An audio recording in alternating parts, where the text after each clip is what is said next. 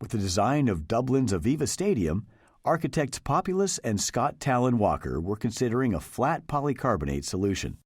However, once the manufacturer proposed a special corrugated profile that would achieve similar loads, a special aesthetic effect, a drainage solution, easy installation, and lower price per square foot, the designers were much happier with the solution.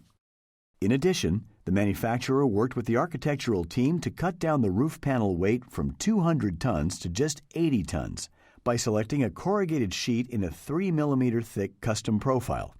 This solution helped preserve the architect's vision while supporting structural performance and durability. Ultimately, the manufacturer saved the owners an estimated $3.5 million in material, labor, and accessories.